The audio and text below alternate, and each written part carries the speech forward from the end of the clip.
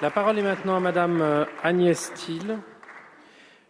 Je vous rappelle que pour les non-inscrits, la parole est strictement limitée à 5 minutes. Donc je me verrai dans l'obligation de faire respecter strictement ce temps de parole, par respect pour les autres élus non inscrits. Vous avez la parole, Madame Thiel.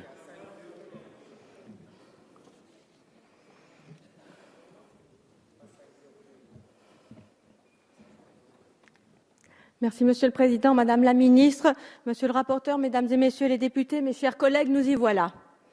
La France va inscrire dans sa loi le père facultatif et permettre la venue au monde d'enfants sans père. Mais qui êtes-vous pour vous permettre une telle mutilation? Est-ce à dire qu'un père est inutile? Assumez de dire qu'un père n'est pas nécessaire. Assumez de dire que vous ne devez rien à vos pères. C'est précisément cette société-là que je ne veux pas. Celle qui dit qu'elle se fait toute seule. Celle qui dit que l'autre n'est pas nécessaire. Alors pour moi, voyez-vous, il n'y a pas plus grand que l'homme. Et vous le piétinez, vous le réduisez à rien, à ses gamètes, à 1/60 millième de millimètre. Un donneur, vous appelez ça. Mais Madame la Ministre, ça c'est un homme, Madame la Ministre. C'est pas un donneur, c'est celui qui porte et qui élève et qui soulève des montagnes pour son petit. Celui qui l'élève jusqu'à lui, celui qui le soigne et l'encourage. Celui qui le rassure et le grandit, qui l'écoute et l'accompagne.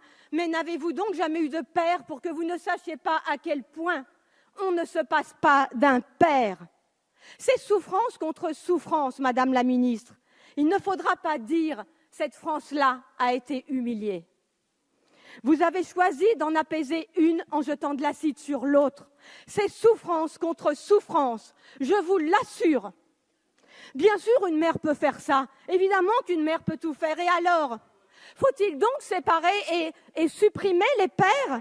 C'est ce que vous faites, Madame la Ministre. C'est ce que vous faites, Mesdames et Messieurs les députés. Et j'espère que vous aurez conscience de la société d'élimination que vous créez. J'idéalise les pères, me dit-on. Mais n'idéalisez-vous pas les mères? 30% des maltraitances sont dues aux mères. Nous devons légiférer pour un corps social. À force de Nous devons légiférer pour un corps social et à force de légiférer pour des catégories, des groupes et des sous-groupes, chacun tire de son côté, c'est la loi du plus fort. Vous créez les communautarismes contre lesquels vous prétendez lutter. L'enfant est le témoin privilégié de la force de l'homme et lorsque l'homme devient père, cette force se transforme en service au plus petit. Lui seul peut apprendre ça à l'enfant et conjure ainsi la loi du plus fort. Et vous choisissez de faire sans eux, de ne prendre d'eux que ce qui vous intéresse, leurs gamètes, et de jeter le reste. Mais l'homme est un tout, Madame la Ministre. On ne prend pas que ses gamètes et jeter le reste. Il n'y a pas plus noble que l'homme, et seul l'homme nous montre que servir est l'acte le plus noble qu'un être humain puisse accomplir. Votre loi, Madame la Ministre, est criminelle. C'est souffrance contre souffrance. Il ne faudra pas dire cette France-là a été humiliée. Votre loi, c'est s'offrir un être humain. On ne s'offre pas un être humain, Madame la Ministre. Un être humain n'est ni un objet, ni un projet, ni une promesse de campagne. Votre loi, loin d'abolir les inégalités, votre loi les aggrave. Votre loi soulève des questions de marchandisation du vivant, d'eugénisme, de sélection, le dévoiement du sens de la médecine et la voie du design de l'enfant parfait comme nous le voulons que vous déverrouilliez. Au-delà des bornes, il n'y a plus de bornes. Ce n'est pas le droit qui refuse un enfant à ces femmes, c'est la biologie. Il n'y a ni discrimination, ni inégalité, et vous le savez très bien. L'affirmer à longueur de médias, c'est mentir et manipuler l'opinion. La liberté si fièrement revendiquée n'est qu'une liberté de consommateur. Des Français accèdent au hard discount reproductif qu'il faudra reconnaître en France.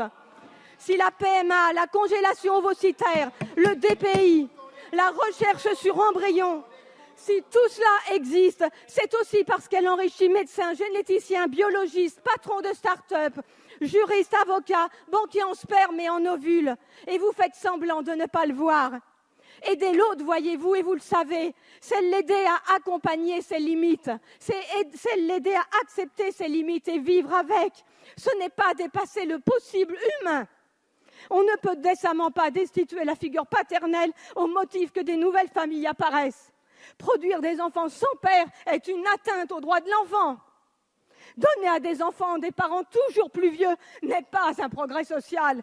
Donner une mère seule pour famille n'est pas un progrès social. C'est antinomique avec votre plan pauvreté, antinomique avec vos politiques d'aide à la famille. Et vous le savez très bien. Comme vous savez que ce qui est vrai aujourd'hui n'est pas vrai demain, comme l'amour ou l'intention.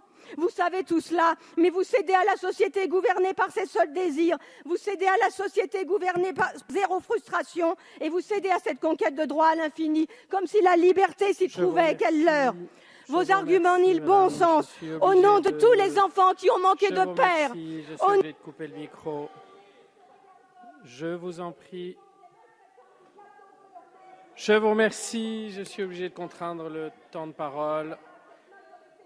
Je vous en prie, s'il vous plaît, Madame Thiel. Je vous remercie.